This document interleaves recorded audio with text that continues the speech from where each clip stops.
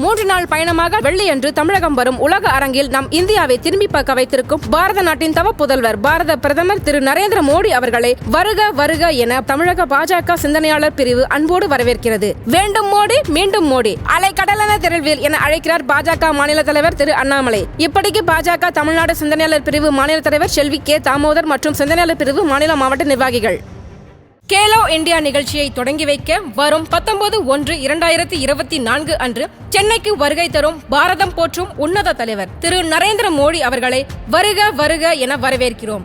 வேண்டும் மோடி மீண்டும் மோடி. இப்படிக்கு பாஜக மத்திய சென்னை மேற்கு மாவட்டம் என்றும் தேச பணியில் மாவட்ட தலைவர் என் தனசேகர், மாவட்ட பொருளாளர் வி ரமேஷ், அட்வொகேட். ஆடியோ வந்திருக்கிறது. பட் அதில் டிஆர் பாலு பேசுகிறாரு, அதில் ஒன்றுமே இல்லை. அது அண்ணாமலை கொடுத்ததே வேஸ்ட்டு. சண்முகநாதன் பேசுகிறதும் ஏதோ வேற ஒரு டீலிங், அது 2G டீலிங் மாதிரி எனக்கு தெரியல. 60 40 அப்படின்னு பேசுகிறாங்க. ஆனால் ராசாவும் இவரும் பேசுகிறதுல சில முக்கியமான தகவல்கள் அது. ஒரு தமிழக உளவுத்துறை மத்திய புலனாய்வுத்துறையுடைய ஒரு இன்வெஸ்டிகேஷன்ல இந்த மாதிரி தலையிட்டு இந்த கேப்பபிளா பண்ண முடியுமா? அதாவது உளவுத்துறை அப்படிங்கிறது எப்படின்னு கேட்டிங்கன்னா, காவல்துறையில் இருந்த அத்தனை பேருக்கும் தெரியும், ஜாஃபர் சேட்டுக்கு எதுவுமே தெரியாது, எந்த திறமையும் இல்லாதவர். அப்படிப்பட்டவரை ஒரு மாவட்ட செயலாளர் மாதிரி ஆக்கி, அதுவும் குறிப்பாக 2G எல்லாம் இவரை கேட்டு எல்லா வேலையும் பண்ணியிருக்காங்கிறது காவல்துறைக்கே ஏற்பட்ட மிகப்பெரிய தலைகுனிவு. இந்த ஆடியோ டேப் யார் டேப் பண்ணியிருப்பா? இது எப்படி வெளியாயிருக்கும், எப்படி அவர் கையில் போச்சுன்றது கேள்வி. உளவுத்துறைக்கு தெரியாமல் vigilance and anti corruption record பண்ணதா இருக்கலாம். இன்னும் ஒரு விஷயம் என்னன்னு கேட்டீங்கன்னா, இதில் இதோட அரசியல் தாக்கம் அப்படிங்கிறது எப்படி இருக்கும்? 2011 2014 2 தேர்தலையுமே 2G ஊழல்னு சொல்லக்கூடிய அதோடைய தாக்கம் இருந்தது அப்படின்ட்டு பொதுவாக நம்பப்பட்டது. 2Gல ராசாவும் கனிமொழியும் குற்றவாளிகள் அப்படின்னு தண்டனை கொடுத்தாங்கன்னா, அண்ணாமலை கொடுக்கறது வெறும் ரிப்போர்ட் காகிதத்தில் மட்டும் இருக்கக்கூடாது. ரிப்போர்ட்டை எடுத்துட்டு போய் புகாராக கொடுங்க, அப்போதான் ஏற்றுக்க முடியுமே ஒழிய சும்மா டிஎம்கே ஃபைஸ் 2 ஆடியோ 4-5 டாக்குமெண்ட்டை கொடுத்தீங்கன்னா மக்கள் எப்படி ஏற்றுக்கும்? ஆதன் தமிழ் நேயர்களுக்கு அன்பு வணக்கம். இன்றைய சிறப்பு நேர்காணலில் நம்முடன் இருக்கிறார் நேதாஜி மக்கள் கட்சி தலைவர் வரதராஜன் அவர்கள். வணக்கம் சார். வணக்கம். இந்த ஆடியோ டேப்கள் தொடர்ச்சியாக வந்த வண்ணம் இருக்குது.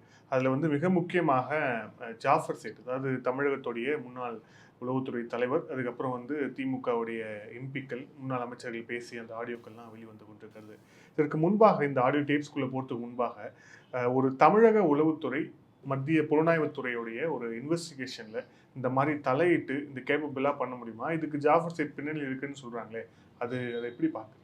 அதாவது உளவுத்துறை அப்படிங்கிறது எப்படின்னு கேட்டிங்கன்னா, அரசாங்கத்துக்கு விசுவாசமாக இருக்கணும்.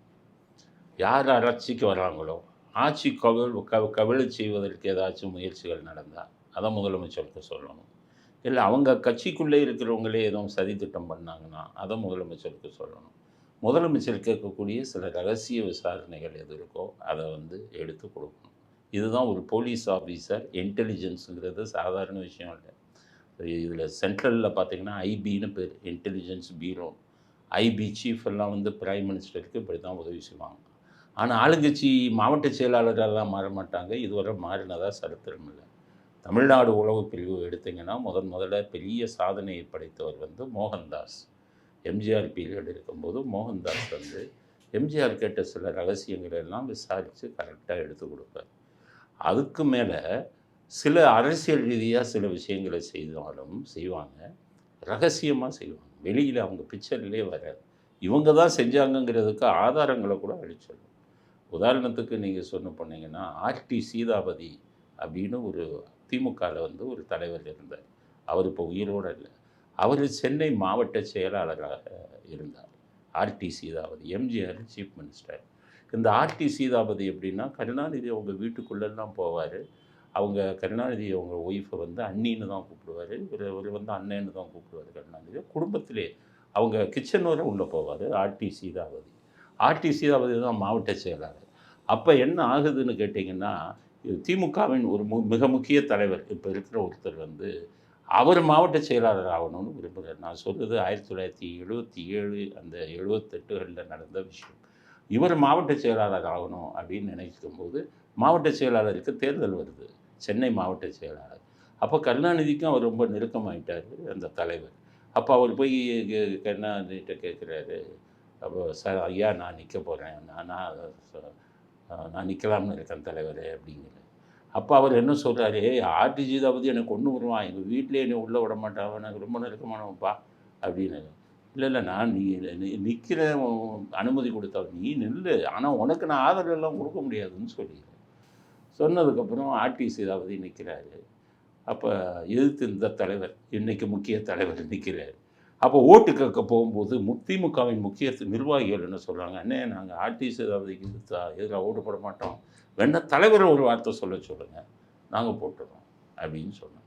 ஸோ அப்படின்னு சொன்னாங்க. அப்போ இந்த இருக்கக்கூடிய பெருந்தலைவர் அவர்கிட்ட போய், அவர் கொஞ்சம் கருணாநிதிக்கு பல வழியில் நெருக்கமானவர், பல வகையில் அவர் நிறைய விஷயம் பண்ணுவார், நெருக்கமானவர். கருணாநிதிட்ட போய் அவர் ரொம்ப இது பண்ண உடனே, சரி யார் ரகசியமாக வச்சுக்க, யார்கிட்டையும் சொல்லாது, என்ன பண்ணணும்னு கேட்குறேன். ஐயா ஒரே ஒரு ஃபோனு அந்த முக்கிய நிர்வாகிகளுக்கு நீங்கள் அடிச்சிட்டிங்கன்னா போதும் அப்படின்னு ஒன்று கருணாநிதி ஃபோன் பண்ணி அந்த முக்கிய நிர்வாகிகள்கிட்ட, இந்த தலைவருக்கு ஓட்டு போடுங்க, நம்ம புது ஆளுக்கு ஓட்டு போடுங்கப்பா நம்ம அப்படின்னு ஒரு பேர் சொல்லிடுது. சொன்ன உடனே அவங்க என்ன பண்ணிடுறாங்கன்னு கேட்டிங்கன்னா, எலெக்ஷன் ரிசல்ட் வந்தால் இந்த தலைவர் எலெக்ஷனில் ஜெயித்த உடனே அந்த ஆர்டிசி தளபதி கண்டுக்கலை. என்னடா எல்லாம் இது பண்ணிட்டாங்க, துரோகம் பண்ணிட்டாங்க, ஆனால் தலைவருடைய ரோல் இதில் இருக்குன்னு அவருக்கு தெரியாது, பண்ணிட்டாங்க. இதை உளவு பிரிவை சேர்ந்த இவர் மோகன்தாஸ் கருணாநிதி அவர்கள் அவங்கள கூப்பிட்டு புது ஆளுக்கு ஓட்டு போடுன்னு சொன்னதை அப்படியே டேப் பண்ணி வச்சு எம்ஜிஆர்கிட்ட அனுப்புகிறார். இது ஒரு கட்சி சம்மந்தப்பட்ட பிரச்சனை. உளவு பிரிவுங்கிறது அரசாங்கம் சம்மந்தப்பட்டதை தான் பண்ணணும். அவங்க அரசாங்கத்துக்கு எதிராக எதுவும் பண்ணுறாங்களாங்கிறதுக்காக தெரிஞ்சுக்கிறது தான் இந்த மாதிரி இதெல்லாம் பண்ணுறாங்க. அப்போ பண்ணும்போது அவர் எம்ஜிஆர்கிட்ட சொல்கிறாங்க, ஆர்டிசி தளபதி தோத்ததுக்கு காரணமே இவர் தான், இவங்க வீட்டில் செல்ல பிள்ளை மாதிரி இருக்காரு, அவருக்கு எதிராக இவர் பேசியிருக்காருன்னு டேப் அனுப்புகிறார். எம்ஜிஆர் பார்த்துட்டு ஆயிட்டு ஒன்று பண்ணுங்க, ஆர்டிசி தளபதியை கூப்பிட்டு இந்த டேப்பை போட்டு காமிங்க அப்படின்னு இவர் சொல்கிறார் எம்ஜிஆர். அப்போ அவர் தயங்குறார். இது கட்சி சம்மந்தப்பட்ட விஷயமாச்சு, நம்ம அரசாங்கம் இது தானே பண்ணணும் அப்படிங்கும்போது அப்போ அவர் என்ன சொல்கிறாரு, இதை உண்மையிலேயே மோகன்தாஸ் சொல்கிறாரு, நாங்கள் செய்யக்கூடாது, நாங்கள் அரசு அதிகாரி, நீங்கள் கட்சி சம்மந்தமாக செய்ய சொல்கிறீங்க, வரம்பு நாங்கள் மீறித்தான் பண்ணணுங்கும்போது தப்பு தான் எனக்கே தெரியுது, நீங்கள் ஒரு அரசு அதிகாரியை அதுக்கு யூஸ் பண்ணக்கூடாது, ரொம்ப ரகசியமாக வச்சு எனக்காக நீங்கள் இதை பண்ணுங்கள். ஏன்னா கருணாநிதி நிறைய தொந்தரவு கொடுக்குறாரு, அவர் பண்ணுற தப்புக்களை நம்ம வெளியில் கொண்டு வந்தால் தான் எனக்கு ஆட்சி நடத்துறது சுலபமாக இருக்கும், எதுவும் வராது நீங்கள் பார்த்துக்கோங்கும்போது மோகன்தாஸ் என்ன பண்ணுறாருன்னா ஆர்டிசி தளபதியை கூப்பிட்டு அனுப்புகிறாரு. கூப்பிட்டு அனுப்பி, என்ன தலைவரே தோத்துட்டீங்களேன்னு கேட்குறாரு. இந்த வேடிக்கை என்னென்னா, உளவு பிரிவு பெரிய அதிகாரிகள்லாம் எல்லா அரசியல் தலைவர்களுடைய நெருங்கிய தொடர்பு வச்சுருப்பாங்க எதிர்கட்சி. காரணம், அங்கே நடக்கிற அத்தனை விஷயத்தையும் முன்னாடியே பார்த்து உளவுத்துறை அதிகாரிகளுக்கு சொல்லிடுவாங்க பெரிய அதிகாரி. இன்றைக்கி இருக்கக்கூடிய மிகப்பெரிய கருணாநிதிக்கு மிகப்பெரிய நெருக்கமான ஒரு அரசியல் தலைவர் அவர். போலீஸ்க்கு அன்னைக்கு இன்டெலிஜென்ஸுக்கு இன்ஃபார்மர், அவ்வளோ விஷயத்தையும் சொல்லிடுவார். ஆனால் கருணாநிதி அவர்களுக்கே தெரியாது. அதில் தான் உளவு பிரிவோடது, அரசாங்கம் கவுந்துடக்கூடாதுங்கிறதுக்காக பண்ணாங்க. அப்போ அந்த ஆர்டிசி கூட என்ன தலைவரே தோத்துட்டீங்களே என்னன்னு ஒன்று காலை மாறிட்டான் சார் கட்சிக்காரன் அப்படி. அப்போ மோகன்தாஸ் கட்சிக்காரன் தான் காவலை வரேன் நான். ஆமாம் கட்சிக்காரன் தான் காலை வரேன், உங்கள் தலைவருக்கு ஆள வரலையான்னு ஒன்று எந்திரிச்சு கோபமாக பேசுகிறார். தலைவனை பற்றி மட்டும் பேசாது, எங்கள் தலைவன் எங்களுக்குள்ள உறவு உங்களுக்கு தெரியாது, இல்லைங்க கோவப்படாதீங்க உட்காருங்க அப்படின்னு ஒன்று. இல்லை நீங்கள் தலைவரை பற்றி மட்டும் பேசாதீங்க, எங்கள் உடன் பிறந்தவர். அப்படியா, உங்கள் உடன் பிறந்தவர் என்ன பேசியிருக்காருன்னு இந்த டேப்பை கேளுங்கன்னு போட்டு காமிக்கிறேன். அப்படியே ஆர்டிசி தளபதி சிலை ஆகிட்டார். அப்படியே எந்திரிச்சு வெளியில் வந்தவர் ஒன்றுமே பேசுகிறார். திமுகவிலிருந்து விலகுகிறேன் அப்படின்னு அன்றைக்கே திமுக விட்டு விலகினார். ஸோ இந்த உளவு பிரிவில் இந்த வேலை செஞ்சதை மிகப்பெரிய ரகசியமாக வச்சுருந்தாங்க, அவங்க செஞ்சாங்கங்கிறது தெரியும். அப்போவே எம்ஜிஆர்கிட்ட சொன்னாங்க, இதை நாங்கள் செய்யக்கூடாது, அரசாங்கத்தை தான் செய்யணும். இப்படி இருக்கின்றது தான் உளவுத்துறை. உளவுத்துறைங்கிறது ஒரு சாதாரண விஷயம், அரசாங்கத்தை கவுத்துறதா இருந்தால் தான் முடியும். நீங்கள் இதே இது இன்னொரு இதுக்கு நீங்கள் வந்தீங்கன்னா 1993 92 93 உளவு பிரிவில் இருக்கிற அதிகாரி சசிகலா ரெக்கமெண்டேஷன். அங்கே போகும்போது அவருடைய வேலை என்ன தெரியுமா, அவர் போன உடனே ஜெயலலிதா மேடத்தை பார்க்க போகிறாரு, ஜெயலலிதா மேடத்தை போய் பார்க்க போகிறாரு. அந்த உளவு பிரிவு இது அதிகாரி. பார்க்கும்போது ஜெயலலிதா மேடம் ஒரே ஒரு வார்த்தை சொல்கிறாங்க, சசிகலாவின் கணவர் நடராஜன் ஃபோனை டேப் பண்ணுங்கன்னு சொல்கிறாங்க. அப்போ அவங்க சரி அப்படின்னு சொல்லி நடராஜன் ஃபோனை டேப் பண்ணுறாங்க. அப்போ டேப் பண்ணிவிட்டு டெய்லி அவர் என்னென்ன பேசுகிறாரு, அரசாங்கத்துக்கு எதிராக என்ன பேசுகிறாரு, முதலமைச்சருக்கு எதிராக என்ன பேசுகிறாங்கங்கிறதெல்லாம் அவங்க கன்சாலிடேட் பண்ணி சிஎம்க்கு அனுப்புவாங்க. ஒன்றுமே இல்லை, அவர் பர்சனலாக பேசினார் இது இருந்தால் அதெல்லாம் அனுப்ப மாட்டாங்க. அரசுக்கு எதிராக சிஎம்க்கு எதிராக தான் அனுப்பணும். அதுதான் உளவுத்துறையோடது. அப்போ அதில் வந்துக்கிட்டு சசிகலாவும் சசிகலா கணவர் நடராசனும் பேசுகிறாங்க. அது டேப் ஆகுது. அதில் சசிகலா அவர்கள் ஜெயலலிதா அவர்களை பற்றி ரொம்ப கேவலமான வார்த்தைகளில் பேசுகிறாங்க, திட்டுறாங்க, அசிங்கம். இதை அந்த அதிகாரி டேப் பண்ணிட்டாரு. போட்டு பார்க்குறாரு, முதலமைச்சரை கண்டுபிடி திட்டுறாங்க. ஆனால் முதலமைச்சர் உள்ள வீட்டிலேயே இருக்காங்க, முதலமைச்சரோட நெருக்கமாக இருக்காங்க. அப்போ இந்த டேப்பை கொடுக்கணுமா வேணாம்? அப்போ அந்த டேப் எடுத்துகிட்டு டிஜிபிகிட்ட போகிறாரு. டிஜிபிகிட்ட போய், சார் இந்த மாதிரி இருக்குது, நானே அவங்க சசிகலாவால் தான் வந்தேன், எனக்கு அவங்க கொடுத்தாங்க, ஆனால் ஒரு முதலமைச்சருக்கு எதிராக இருக்காங்க பேசியிருக்காங்க, அவங்க கூடவே இருக்காங்க. அப்போ இது வந்து ஒரு ஆபத்தான விஷயம் இல்லை சார், நம்ம முதலமைச்சருக்கு சொல்லணும். ஆனால் சொன்னால் நான் எனக்கு இப்போ பதவி கொடுத்தவங்களுக்கு துரோகம் செஞ்சது மாதிரி ஆயிரம். டிஜிபி சொல்கிறாரு, you are a police officer, நீ ஒரு காவல்துறை அதிகாரி, முதலமைச்சரை காக்க வேண்டியதை நம்மளுடைய ஜெயலலிதாங்கிறவங்களை விட்டுருங்க, யார் முதலமைச்சராக வர்றாங்களோ அவங்கள காப்பாற்றணும். அவர்களுக்கு எதிராக ஒரு சதி திட்டமே நடக்குது, இவங்களுக்கு அசிங்கமாக பேசுகிறாங்க, போஸ்ட்டை பற்றி கவலைப்படாத, முதலமைச்சருக்கு நீயே நேரம் போய் கொடுத்து. ஸோ முதலமைச்சருக்கு இவரே நேரம் போய் ஜெயலலிதாவுக்கிட்ட கொடுக்குறாங்க. கொடுத்துட்டு சொல்கிறாங்க, மேடம் இது ரொம்ப முக்கியமான செய்தி இருக்குது, உங்கள் முன்னாடியே நீங்கள் கேட்குறது இல்லை நான் கேட்டுக்கிறேன் அப்படின்ட்டு உங்கள் டேப் மேலே வச்சிடறாங்க. அவங்க நைட்டு கேட்பாங்க, அவங்க டேப் அவர் வச்சுட்டு போன அடுத்த இதில் கொஞ்ச நேரத்தில் அந்த டேப் அப்படியே சசிகலாட்ட போயிடும். இவங்க பார்க்கவே இல்லை. இவங்களும் நிறையா முதலமைச்சருக்கு இருக்குல்ல கண்டுக்கலை. அவங்க போட்டு கேட்குறாங்க. கேட்டால் இவங்க குரல், கொடுத்தது யார், நமக்கு வேண்டியவர், நம்ம கொடுத்தவர். என்ன பண்ணாங்கன்னு தெரியாது. மறுநாள் அவர் நைட்டு பூரா தூங்கலை, அந்த அதிகாரி நைட்டு பூரா தூங்கலை. அதனால் அவர் மறுபடியும் என்ன நடக்குமோ, நம்ம அவர்களுக்கு துரோகம் பண்ணிட்டோமே, என்ன நடக்குமோன்னு பார்த்தா காலையில் 10:30 மணிக்கு இவர் மாற்றம் செய்யப்பட்டார் உளவுத்துறையிலிருந்து. இவருக்கு ஒன்றுமே இல்லை, நம்ம கடமையை செஞ்சோமே, அப்படி இதாகிடுச்சு. சரி, ஒருவேளை முதலமைச்சர் பார்த்துருப்பாங்களோன்னு சொல்லி வேறு இடத்துக்கு ரயில்வேஸ்க்கு மாற்றிட்டாங்க அவர்.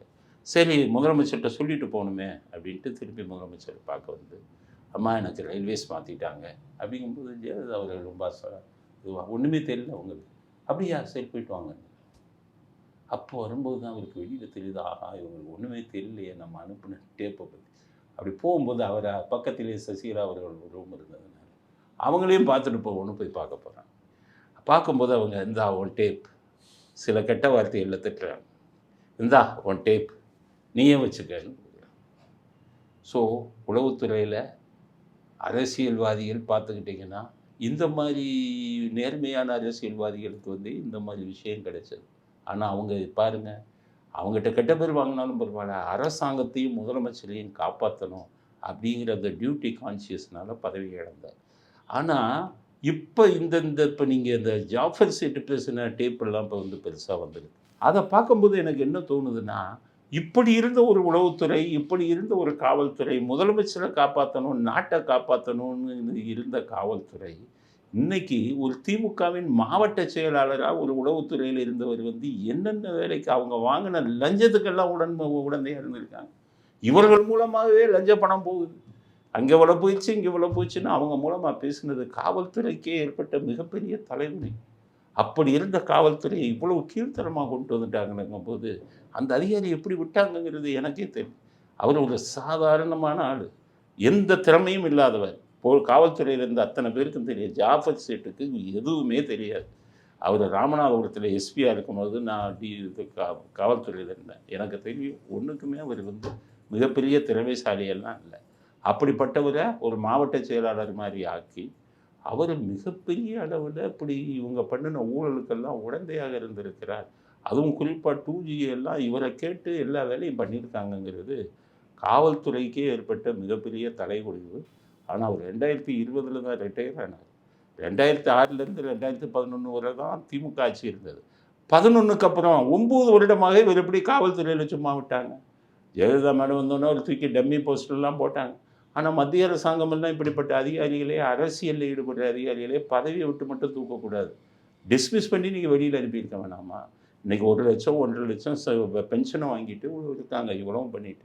இதே அதிகாரி இதில் பேசினார, இதே அதிகாரிக்கு இந்த மாதிரி செயல்பட்டதுக்காக கருணாநிதி அவர்கள் கொடுத்த பரிசு என்ன தெரியுமா? 96லேருந்து 2001 இருக்கும்போதுமே இவர் தான் கருணாநிதிக்கு பல நியூஸ் எல்லாம் கொடுக்குறாரு. கருணாநிதி வந்து ஒரு பெசன்ட் நகரில் இவருக்கு வந்து அரசாங்கத்தில் நிலத்தில் 1.5 கிரவுண்டில் கடற்கரையோரம் 2 பிளாட்டு கொடுத்தாரு. அது பல கோடி பெறும். இன்னைக்கு வைரமுத்துக்கும் அங்கே தான் கொடுத்தாங்க. இவருக்கு ராஜமாணிக்கம்னு ஒரு ஐஏஎஸ் கருணாநிதிக்கு வந்து பிஏவாக இருந்தார், அவருக்கும் 2 பிளாட்டை கொடுத்தாங்க. இவங்க என்ன பண்ணாங்க, குடியிருக்க அங்கே இவங்க வீடு கட்டலை, அந்த பிளாட்டை இவங்க 2 பேரும் ஒன்றா சேர்ந்து 4 கிரவுண்டை பல மாடி கட்டடமாக கட்டி வெளிநாட்டுவங்களுக்கெல்லாம் விற்றாங்க. அதுக்கப்புறம் ஈடி வந்து இப்போ பிடிச்சி அவங்க மேலே வழக்கு பதிவு செஞ்சுருக்காங்க. ஆனால் அரசாங்கத்தில் இவர் செஞ்ச இந்த மாதிரி விஷயங்களுக்கு இதுவரை என்னுடைய இதில் வந்து நான் பல காவல்துறை அதிகாரிகளை பார்த்துருக்கேன். இப்படி ஒரு காவல்துறை அதிகாரி ஒரு அரசியல்வாதி மாதிரி செய்த அதிகாரியை நாங்கள் பார்த்ததே இல்லை.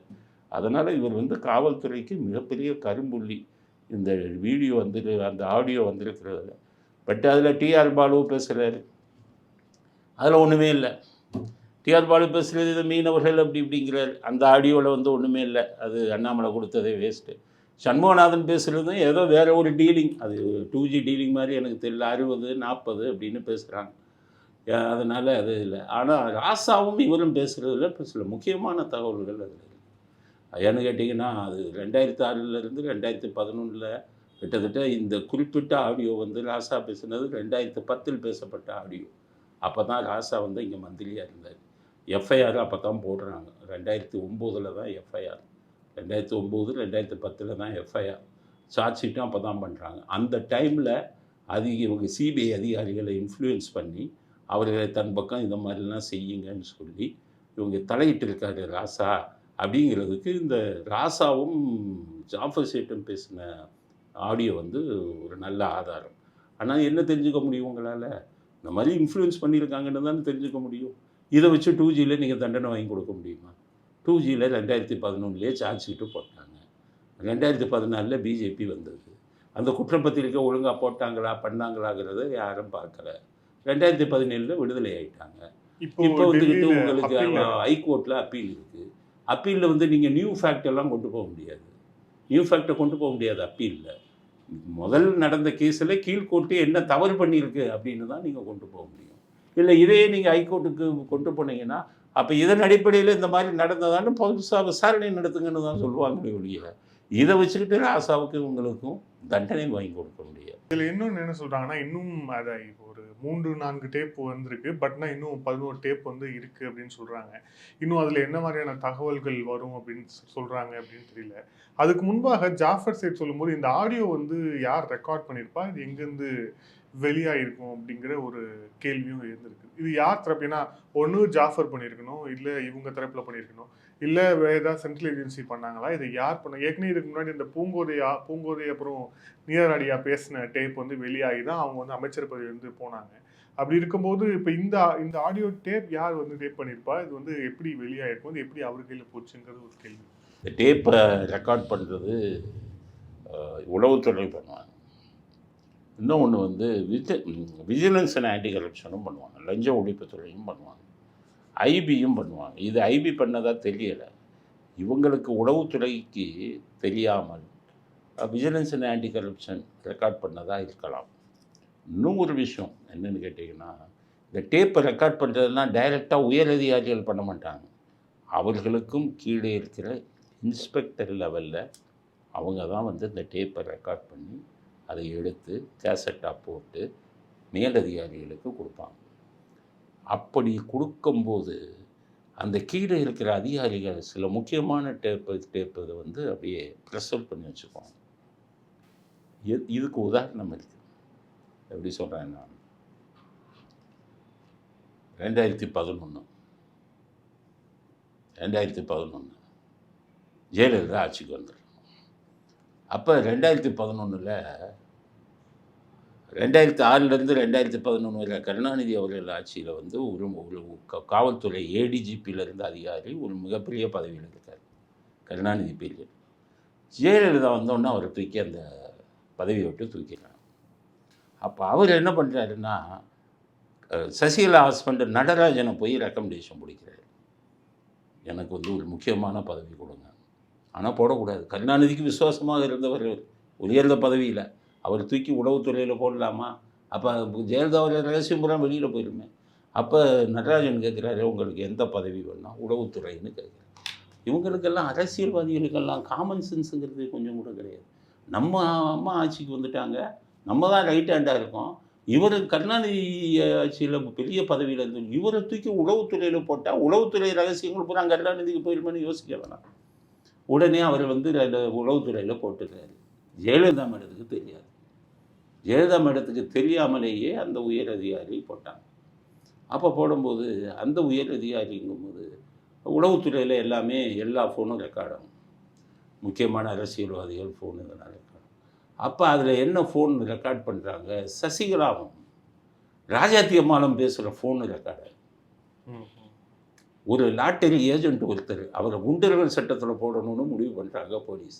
ஸோ ராஜாத்தி அம்மாள் வந்து அவங்க திமுகவை சேர்ந்த லாட்டரி ஏஜென்ட்.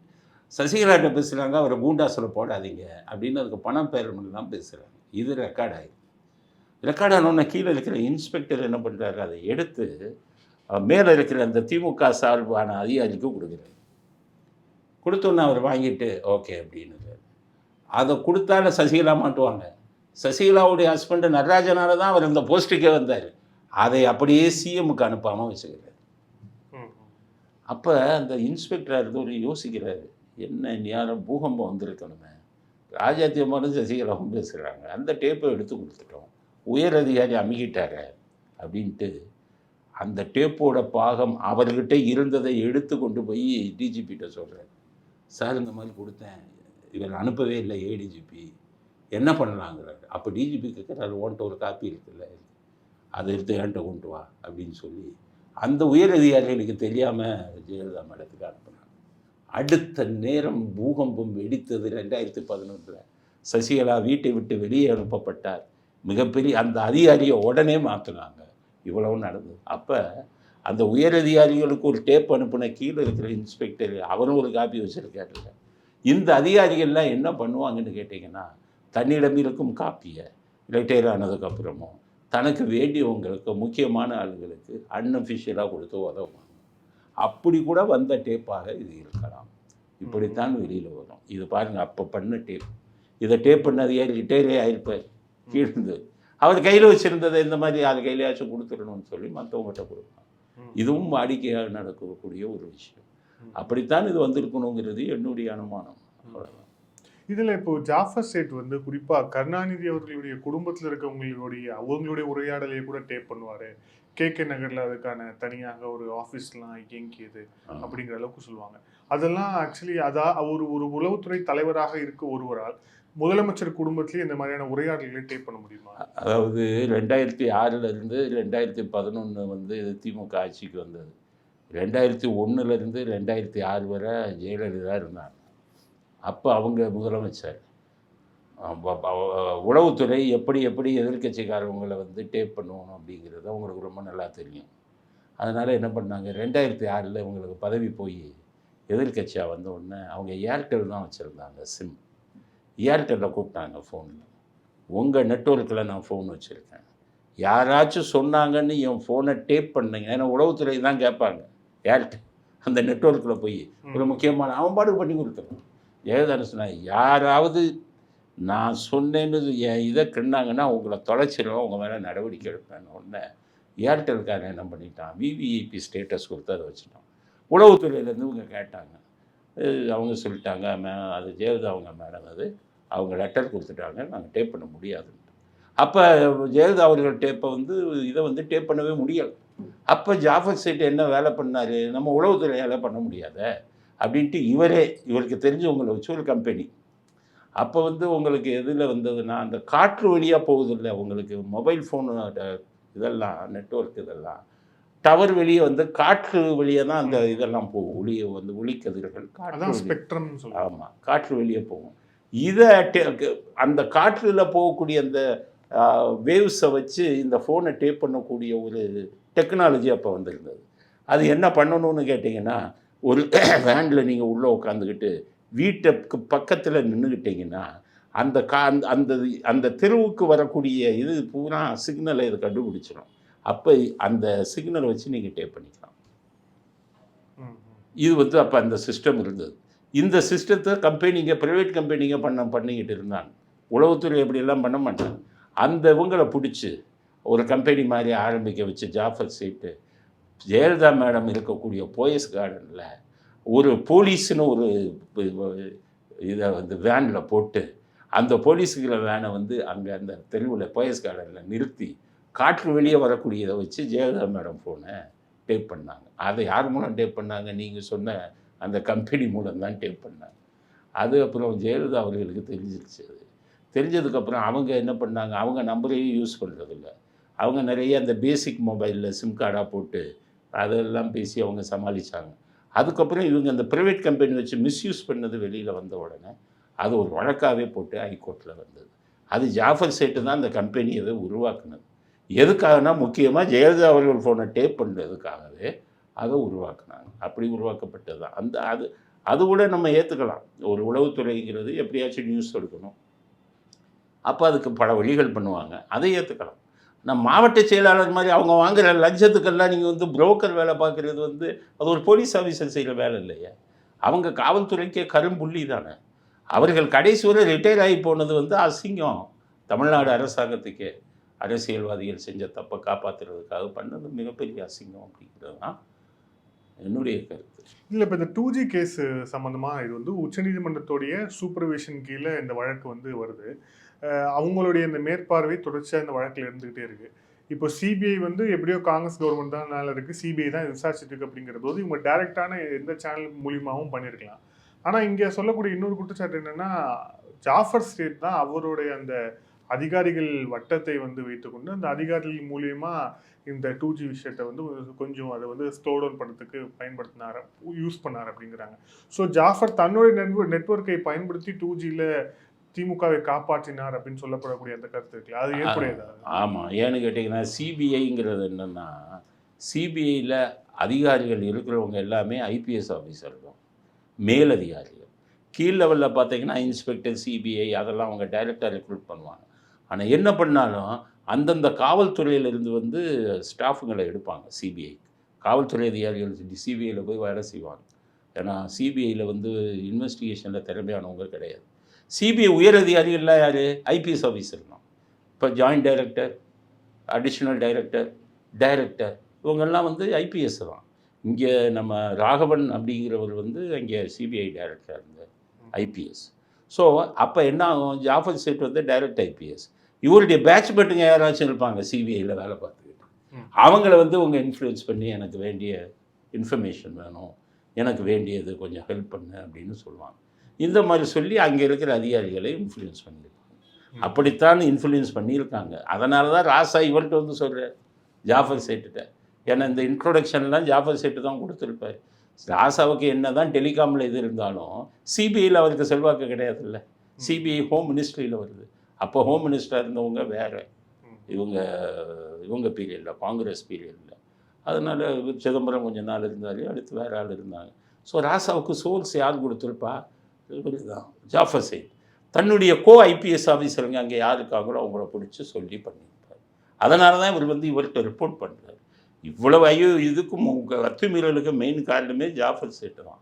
ஐபிஎஸ் அதிகாரிகளை இன்ஃப்ளூயன்ஸ் பண்ணி சிபிஐயை பண்ணுறதுக்கு இப்படி தான் அடிப்படையில் வருவோம். இப்போ இந்த வழக்கிலேயே வெளிவராத அந்த மர்ம முடிச்சுகள் ஏகப்பட்டு, நம்மளே வந்து இதுக்கு முன்னாடி அந்த சாதிக் பாஷாவுடைய தற்கொலை சம்பவம் பற்றி நம்மளே பேசியிருக்கிறோம். அது அப்புறம் வைகோ அவர்கள் வந்து குற்றம் சாட்டின ஸ்டாலின் அவர்கள் மேலே டைரெக்டாக வந்து சார்ஜ் பண்ணார். தி வீக்குங்கிற மேகசினும் சம்பந்தமான ஆர்டிகளே எழுதுனாங்க. இதில் இன்னும் அவிழ்க்கப்படாத முடிச்சுகள் ஏகப்பட்டது இருக்குது. இன்னொரு பக்கம் டெல்லி ஹைகோர்ட்டில் இதோட அப்பீல் போயிட்டுருக்கு. இப்போ ஆடியோக்கள் திருப்பி பூதமாக கிளம்பி இருக்கு. இது என்ன மாதிரியான ஒரு எஃபெக்டை இன்னும் வரும் காலங்களில் ஏற்படுத்தும்? இது அப்பீலில் ஒன்றும் பண்ண முடியாது. டெல்லி ஹைகோர்ட்டில் அப்பீல் இருக்கிறது, கீழ்கோர்ட்டில் என்ன விசாரணை பண்ணாங்களோ அதில் தப்பு நடந்திருக்கிறாங்க தான் விசாரிப்பாங்க. அதனால் நீங்கள் இந்த மாதிரியெல்லாம் இன்ஃப்ளூயன்ஸ் பண்ணியிருக்காங்க அப்படிங்கிறத நீங்கள் கொண்டு வந்தீங்கன்னா, இதை நீதிமன்றங்களுக்கு கொண்டு போய் இந்த மாதிரியெல்லாம் இன்ஃப்ளூயன்ஸ் பண்ணியிருக்கார் ராசா, இந்த ஆங்கிளில் நாங்கள் விசாரிக்கவே இல்லை சிபிஐன்னு சொல்லி மறு விசாரணை ஒன்றை வச்சு அதில் இவங்க இந்த மாதிரியெல்லாம் இன்ஃப்ளூயன்ஸ் பண்ணியிருக்காங்க அப்படிங்கிறத கொண்டு வந்தீங்கன்னா 2Gயில் திருப்பி தண்டனை வாங்க வாய்ப்பு இருக்குது.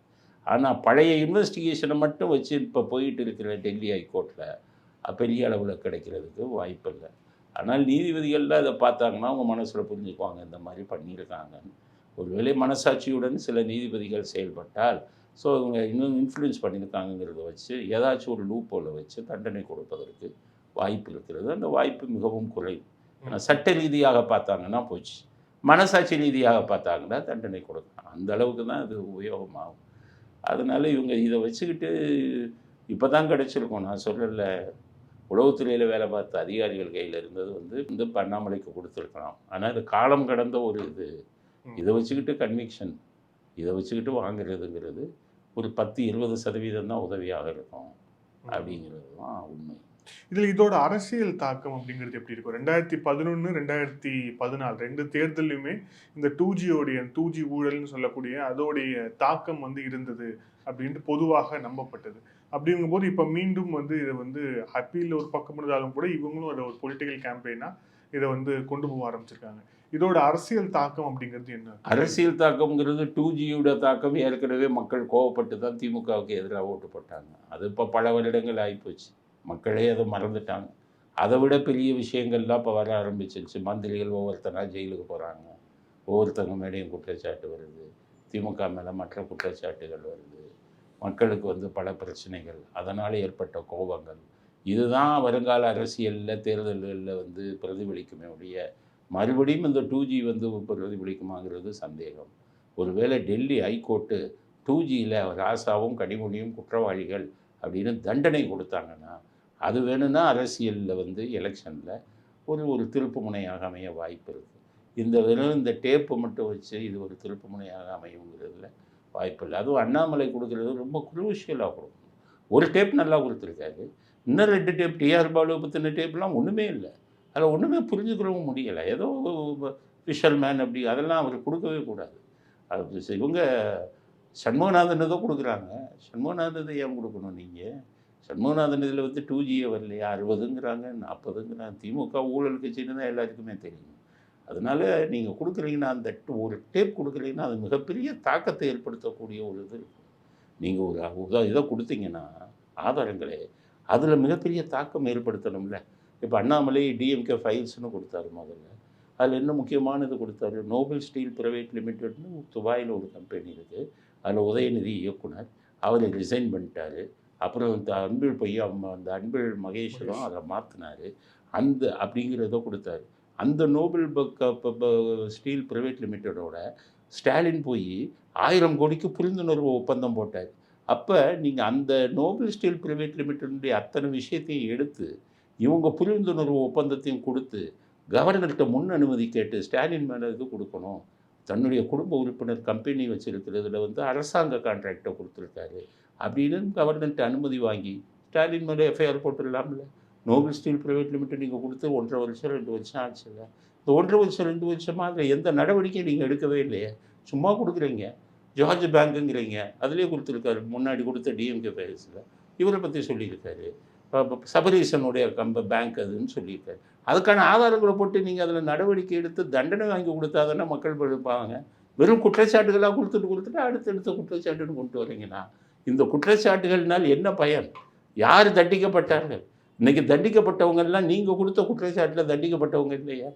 செந்தில் பாலாஜி இப்போ வேலை வாங்கி தரேன்னு பணம் வாங்கினாருன்னு சுப்ரீம் கோர்ட்டு தீர்ப்பு. அதில் நடந்த பண பரிவர்த்தனையில் தானே அவர் கைது செய்யப்பட்டார் ஈடியால். இன்றைக்கி பொன்முடி பண்ணது எதுக்கு? அவர் மேலே இருக்கக்கூடிய அளவுக்கு அதிகமான சொத்து சேர்த்த வழக்கில் அப்பீலில் தான் பொன்முடி கைது செய்யப்பட்டார். அண்ணாமலை கொடுத்த புகார்களின் அடிப்படையில் ஏதாவது நிரூபிக்கப்பட்டு நடவடிக்கை எடுக்கப்பட்டதா? அப்போ அண்ணாமலை கொடுத்ததெல்லாம் வெறும் புகார் பேப்பராக தானே இருக்குது. அதில் ஒன்றும் நடக்கலைங்கும் போது மக்கள் என்னென்ன பகுதியில் சும்மா கொடுத்துக்கிட்டே இருக்காரு, இதில் ஒன்றும் ஆக்ஷன் இல்லை அப்படின்னு அந்த இதுக்கு வந்து முக்கியத்துவம் கொடுக்க மாட்டாங்க. அதனால தான் நீங்கள் போய் கவர்னர்கிட்டே கொடுக்குறீங்க, ட்ரங்க் பெட்டியில் போய் புகார் கொடுக்கலாமா? யாராச்சும் படிப்பாங்களா? அவ்வளவு ஆதாரங்கள். எம்ஜிஆர் போய் கொடுத்தாரு, சர்க்காரியா கமிஷன் அமைக்கப்பட்டது, ஆதாரங்களுடன் கொடுத்தாரு. அதுக்கப்புறம் சர்க்காரியா கமிஷன் அமைக்கப்பட்ட உடனே எமர்ஜென்சி வந்தது, இவரெல்லாம் மீசால கைது பண்ணாங்க. அப்போ கருணாநிதி எம்ஜிஆர்கிட்ட கெஞ்சி என்னை மாட்டி விட்டுறாதீங்க, நீங்கள் தான் புகார் கொடுத்தீங்கும்போது சர்க்காரியா கமிஷனில் விசாரணைக்கு கூப்பிடும்போது எம்ஜிஆர் எனக்கு எதுவும் தெரியாதுன்னு சொல்லி காப்பாற்றி விட்டார். அப்போ அந்த மாதிரி வலுவாக கொடுத்து, ஆனால் சர்க்காரியா கமிஷனில் ரிப்போர்ட்டு ஸ்ட்ராங்காக எழுதுனாங்க. அண்ணாமலை கொடுக்குறது வந்து வெறும் ரிப்போர்ட்டு காகிதத்தில் மட்டும் இருக்கக்கூடாது, ரிப்போர்ட்டை எடுத்துகிட்டு போய் புகாராக கொடுங்க. இல்லை ப்ரைவேட் கம்ப்ளைண்ட்டாக சுப்பிரமணிய சாமி இவங்க மேலே போட்ட மாதிரி, ஜெயலலிதா மேலே போட்ட மாதிரி இப்போ ப்ரைவேட் கம்ப்ளைண்ட்டாக போட்டு ஸ்டாலின் மேலே போடுங்க ஆதாரங்களை வச்சு. அப்போ தான் ஏற்றுக்க முடியுமே ஒழிய சும்மா டிஎம்கே ஃபைல்ஸுன்னு 2 ஆடியோ 4-5 டாக்குமெண்ட்டை கொடுத்தீங்கன்னா மக்கள் எப்படி ஏற்றுக்குவாங்க? அதனால் இதெல்லாம் வந்து வெறும் இப்போ 10 இதில் எந்த இதில் தான் இருக்கும், கேசட் உருவத்தில். இதனால் எந்த பயனும் ஏற்படாது. அதுக்கான நடவடிக்கை அவர் எடுக்கிறதே இல்லை. வீடியோவே அவர் ஒழுங்காக பார்த்தாரான்னு தெரியல. டிஆர் பால் வீடியோவெல்லாம் பார்த்தாயோ இது போடாதீங்க, அதில் ஒன்றும் இல்லைன்னு சொல்லலாம்ல. அதனால் அவர் கொடுக்குற புகாருக்கு வந்து வலுவான இதோடு கொடுக்கணும் அப்படிங்கிறது தான் என்னுடைய கருத்து. நன்றி சார். பல்வேறு கேள்வி விளைச்சுங்க. Thank you sir. நன்றி.